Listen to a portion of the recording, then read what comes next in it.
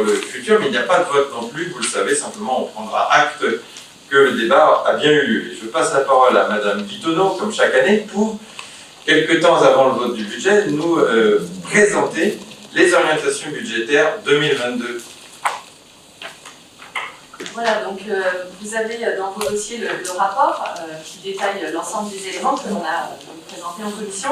Je vous en ai fait une présentation imagée pour vous donner les éléments de lecture et qu'on puisse voilà, en débattre en fonction des questions que vous pourriez avoir. Donc on va le faire en 3 points. D'abord un rapide contexte sur la situation économique. Ensuite on regardera les orientations budgétaires de la commune, donc sur les recettes, la fiscalité, les dépenses, les ratios relatifs à l'épargne et l'encours de la dette. Et enfin, le dernier point, c'est la programmation des investissements. Évidemment, ce sera quelques pistes et non pas l'intégralité de ce qui sera fait, puisqu'on aura encore besoin de travailler dessus. Alors, si on va sur le contexte, au niveau mondial, ce qu'on peut dire, c'est qu'il y a une reprise de l'activité, de la croissance. On est quasiment revenu à un niveau d'avant Covid, avec une croissance à environ 5,7% en 2021. Normalement, on devrait avoir un ralentissement en 2022 pour revenir autour de 4% de croissance. La zone euro est repartie également, un petit peu plus tardivement, mais c'est reparti. On a vu une hausse exceptionnelle, notamment sur les tarifs du gaz, de l'électricité, ce qui a forcément entraîné une accélération de l'inflation.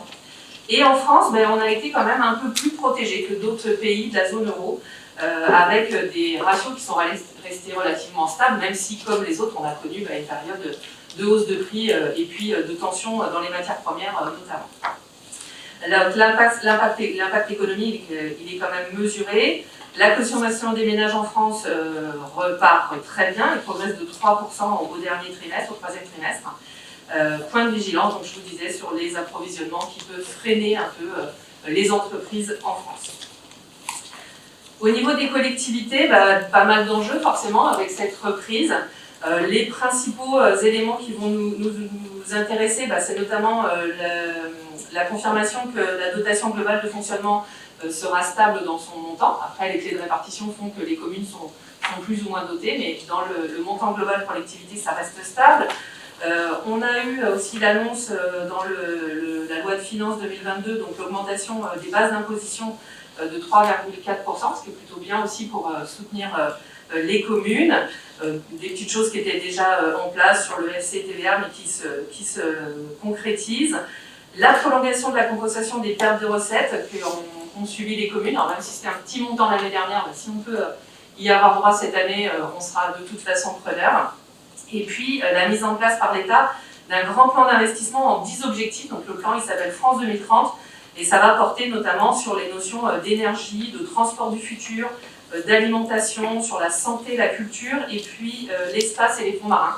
Donc là, il va y avoir des fonds importants qui vont être mis pour accompagner ces éléments-là. Alors après les éléments de contexte, on va s'intéresser à la commune, puisque c'est aussi ça qui va guider derrière nos choix pour le budget 2022. Sur les recettes, eh bien, on a une reprise des recettes en fin d'année. Donc ça, c'est plutôt une bonne nouvelle, puisque nos services n'ont pas refonctionné comme avant 2019, comme en 2019, mais c'est bien reparti. On avait été heureusement très prudent dans notre inscription budgétaire au budget. Ça a permis de réaliser ce que l'on avait prévu sur nos recettes de fonctionnement des services. L'augmentation des tarifs limitée à 3% en moyenne, et ça c'est ce que l'on a voté en décembre 2021. Je vous disais, la dotation globale de fonctionnement, donc le montant au niveau national est le même. Après, les règles d'attribution font que pour des communes, ça peut varier. Nous, on a la chance d'avoir une stabilité sur ce montant-là, même si ça avait baissé sur l'ancien mandat. Alors, on a une stabilité environ 700 000 euros. Et ça, c'est parce que notre commune, elle est dynamique, qu'on a une arrivée de population régulière, que l'on a des emplois, etc., qui font qu'on bénéficie justement de cette stabilité. Donc, c'est plutôt une très bonne chose. On a également, ce qui va impacter nos recettes, une diminution de notre attribution de compensation négative quand on reverse à Nantes Métropole. Vous le verrez tout à l'heure dans la délibération de la CLET, c'est par rapport à l'entretien de nos espaces verts et l'entretien des voiries. On avait hier une attribution de compensation que l'on reversait à Nantes Métropole de 69 000 euros, et grâce à la collecte, on va reverser que 20 000 €. Donc c'est vrai que dans notre budget, c'est une économie également. Et puis, on reste quand même prudent sur nos recettes, parce que même si les services fonctionnent mieux, on le voit, dès ce début d'année, il y a beaucoup de classes qui sont fermées, il y a des mesures d'isolement, il y a encore des contraintes pour notre budget que l'on doit anticiper, donc on restera de toute façon prudent sur nos prévisions et nos inscriptions budgétaires. Au niveau de la fiscalité, ça c'était pour vous redonner un zoom sur ce qui se passe sur notre taxe. Donc nous aujourd'hui on encaisse la taxe foncière uniquement, donc même si le taux il a évolué l'année dernière et notamment aussi puisque l'on a intégré le taux départemental dans le taux qui est reversé en direct à la commune, on voit que on est toujours la 6e commune où l'impôt par habitant est le plus faible. Donc c'est vrai que ça c'est forcément quelque chose qu'on regarde de près aussi dans l'établissement de nos budgets, puisque les recettes vont nous permettre derrière de fonctionner. Donc on est très vigilant par rapport à ça. Et en plus, les modalités de calcul du coefficient correcteur, donc qui nous vient pour compenser la taxe d'habitation que l'on ne perçoit plus, il est encore en train de changer. Donc on attend de voir, ça va peut-être remettre en cause aussi la stabilité de la recette de compensation de la taxe d'habitation. Sur les dépenses, donc 2 dépenses principales dans notre budget, les dépenses dans le budget de fonctionnement. Donc ici, on voit sur le tableau de droite, c'est notre 011, ça s'appelle, c'est le compte qui prend en compte les charges à caractère général. Donc là, c'est vraiment tout le fonctionnement de la ville de Goueil dans les services.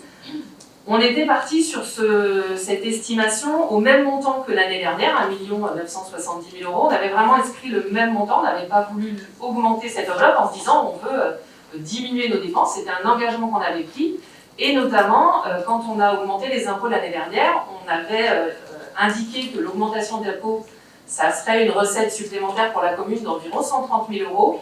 Et on s'était engagé sur ce compte 011, donc le tableau de droite, de faire une économie équivalente pour qu'il y ait une partie 130 000 € amenée par la population et une partie 130 000 € amenée par des économies faites sur la ville.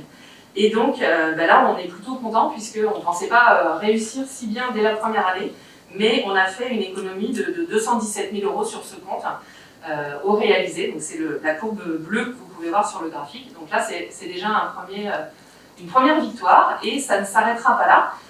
Puisque le but c'est bien de continuer ces économies, et notamment avec le lancement d'une mise en concurrence sur différentes catégories de dépenses. On en a listé quelques-unes, les fournitures d'équipement, les fournitures scolaires et administratives, tout ce qui est la téléphonie fixe et mobile, enfin voilà, il y a plein de choses que l'on va retravailler par des marchés pour justement continuer à trouver des axes d'économie sur ces charges à caractère général.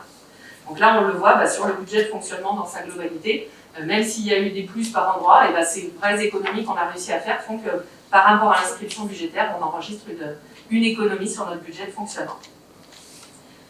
Le deuxième poste de dépenses importante au niveau du fonctionnement pour la commune, c'est le personnel. Là, c'est pareil, on a une vraie politique engagée, notamment à destination des familles, pour avoir un service de qualité, des animations de qualité.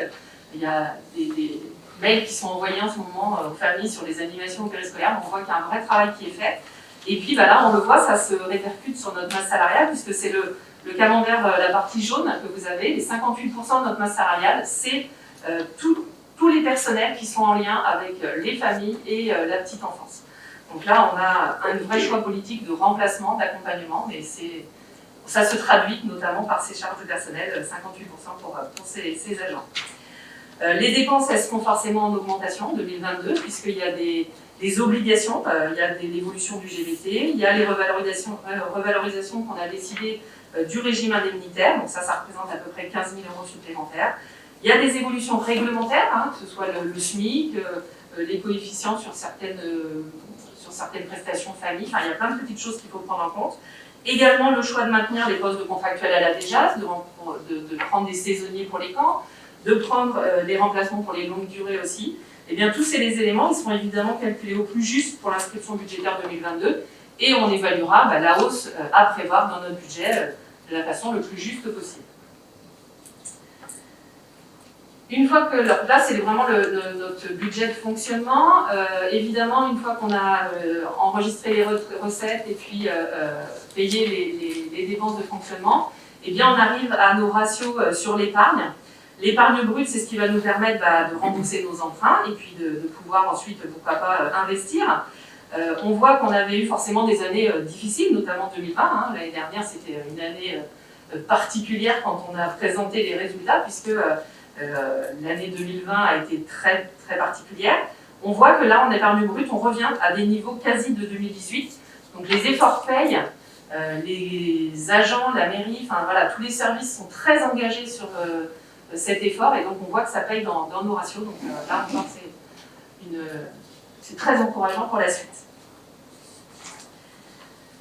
L'encours de la dette, donc le graphique vous montre deux couleurs. Ce qui est en vert, en bleu foncé, c'est notre encours actuel. Donc c'est ce que l'on a pour Vélestre, hein, puisqu'on a principalement une dette pour Vélestre, puis on a réemprunté des petits montants, mais bon, pour le terrain de l'école par exemple, ou pour des véhicules. Donc là, ça s'éteint en fait cette dette-là en 2030. Et ce que vous avez en bleu clair, c'est une simulation de ce que va donner notre encours de la dette une fois qu'on aura engagé les emprunts pour le groupe scolaire. Donc évidemment, les premières années, ça monte, et puis après, la dette s'éteindra normalement en fonction des amortissements. On a aujourd'hui donc un endettement par habitant à 326 €. Une commune comme la nôtre, par rapport à sa grandeur, la moyenne de la strate, c'est 802 € par habitant. Donc on est en dessous de la moitié de ce qu'on pourrait être, entre guillemets, si on était à la moyenne de notre strate. Donc évidemment, ça va augmenter avec ce nouvel encours, mais ça restera dans les normes acceptables vis-à-vis des ratios. Voilà. Et puis, dernier point, c'est l'investissement, puisque c'est le deuxième budget à suivre après le fonctionnement. En moyenne, sur la période 2017-2021, eh bien, on a investi 1 600 000 € par an sur l'entretien, du renouvellement, des nouveaux équipements. Pour 2022, alors c'est une liste non exhaustive, hein, il y aura évidemment d'autres choses, mais on a fait ça en deux axes. Donc il y a déjà des projets qui vont répondre aux besoins de la population, donc notamment le groupe scolaire Victor Hugo, la mise aux normes de la cuisine Maryse-Bastier, également des travaux de mise en accessibilité de bâtiments, la création d'un cheminement donc, entre l'esplanade de Vélestre et puis l'entrée de Notre-Dame de la Trinité, donc par la Gigornerie, pour que ce soit accessible.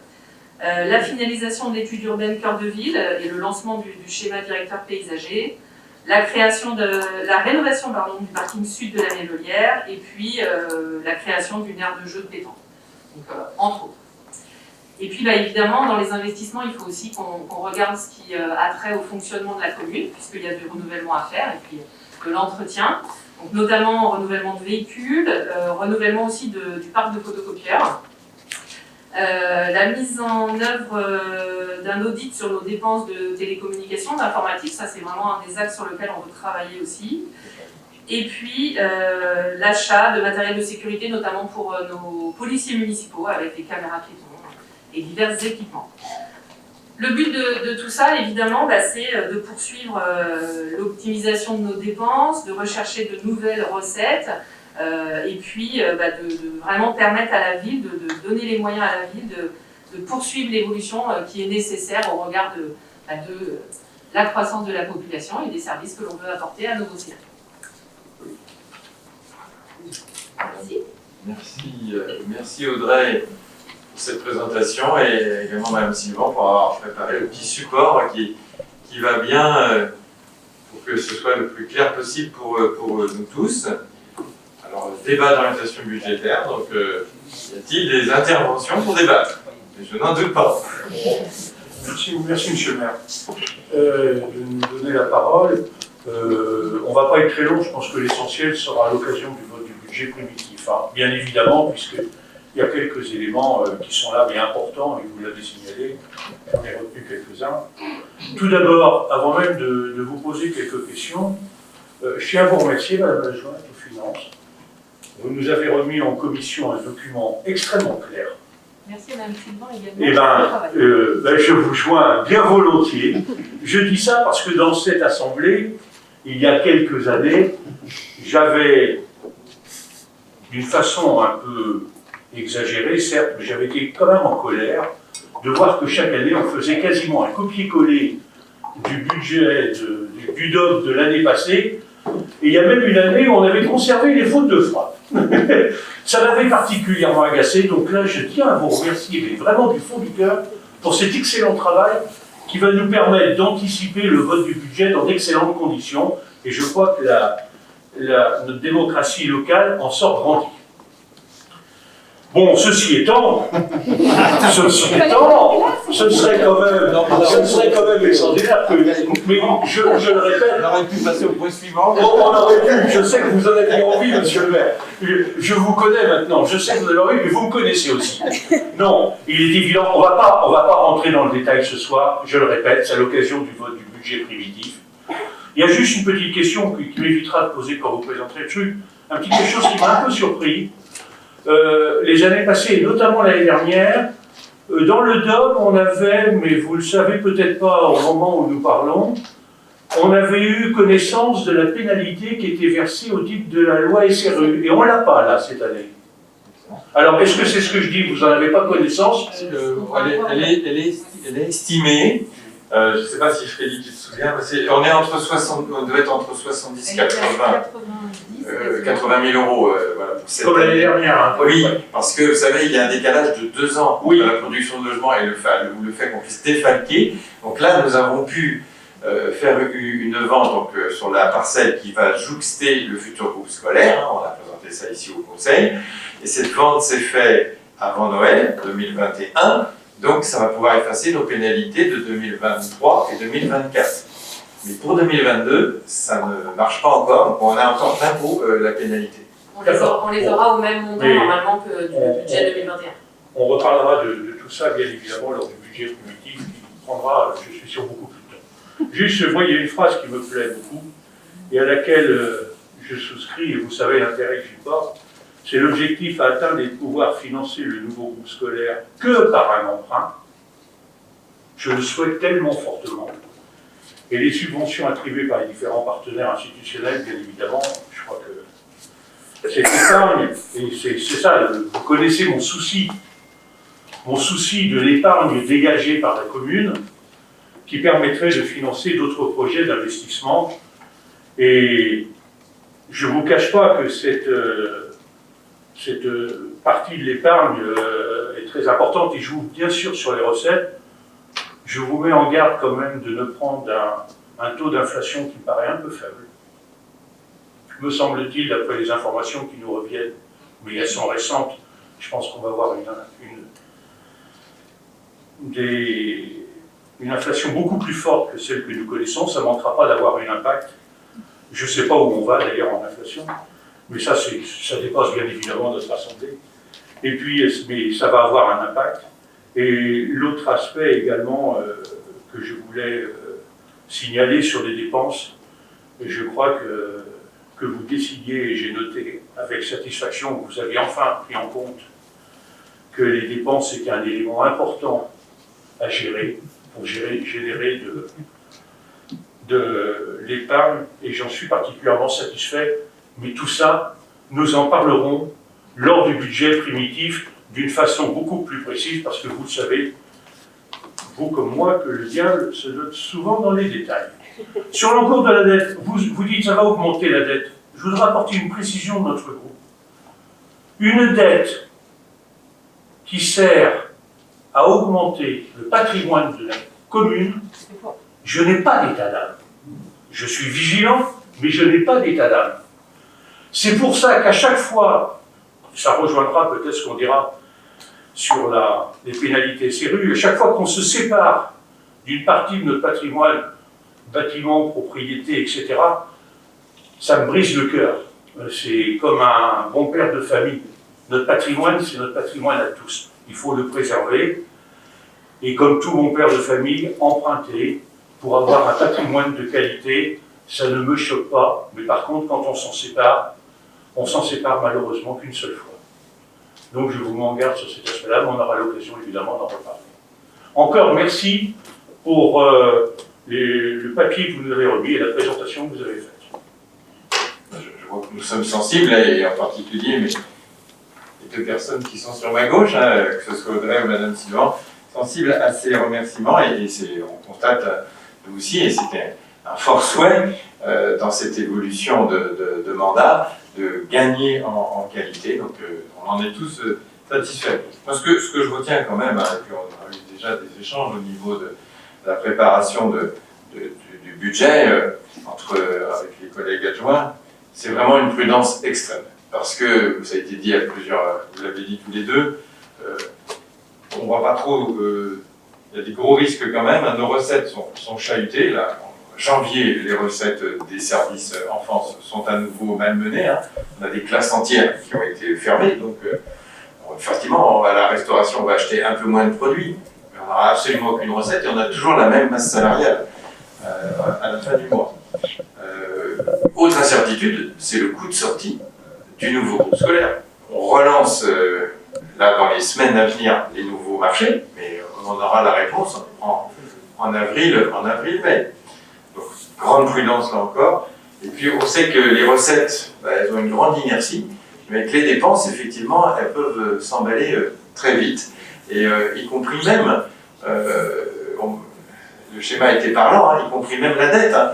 Là on est en extinction de dette, mais du jour au lendemain, on va se retrouver avec une dette très importante.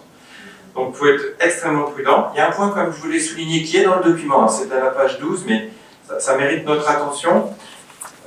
Si on veut poursuivre cette recherche d'économie et aussi la recherche de recettes, y compris lorsqu'on a du personnel qui peut être absent, on peut se faire rembourser dans certaines situations des frais, donc il ne faut pas le rater. On a aujourd'hui un service RH Finance à la ville de Gouaille qui est sous-calibré par rapport à la taille de la commune. On a commandité par le biais du centre de gestion un audit sur les ressources humaines de ces services qui est en train de nous être restitué et qui confirme notre soupçon. Donc nous souhaitons pouvoir muscler, alors quand je dis muscler, c'est un poste, hein, on ne va pas doubler les effectifs, mais il faut muscler ce service. Donc c'est identifié à la page 12 comme étant une option, mais très honnêtement, c'est une option qui me semble vraiment souhaitable pour qu'on puisse continuer dans cet esprit de recherche, parce qu'on ne peut pas surmultiplier le travail. Une fois qu'on a fait son temps de travail, c'est 35 heures, c'est joué. Puis il y a besoin non seulement de temps, mais de compétences un peu nouvelles pour une commune qui chemine vers les 10 000 habitants. On en parle beaucoup. Cet objectif-là, on l'a en tête pour qu'on soit suffisamment bien structuré. Au moment où on passera à 10 000 habitants, il faut qu'on ait l'ossature qui va permettre de bien passer. Donc ça se fait progressivement. Hein. On a encore quelques années avant de passer des 1000 habitants, donc profitons-en. Voilà, je ne voulais pas dire plus. Et puis quand même aussi sur la préoccupation, mais je pense qu'elle nous est commune, hein, de vouloir remonter les parinettes qui avaient vraiment chuté, et en particulier en 2020 avec l'année catastrophique de 2020. Et si vous regardez le tableau au milieu de la page 12, pareil, on était au creux, on est en train de remonter, on n'est pas tout à fait revenu au niveau de 2018, mais on essaie d'en prendre le chemin et on va essayer en 2022 de dépasser à nouveau cette épargne nette qui est quand même de 584 000 € cette année. Voilà, j'ai un petit complément. Il n'y a pas de vote. C'est dommage, on aurait presque pu voter à l'unanimité. Ce sera pour le budget. Alors, vous savez bien que l'espoir fait vivre. Voilà. Alors, le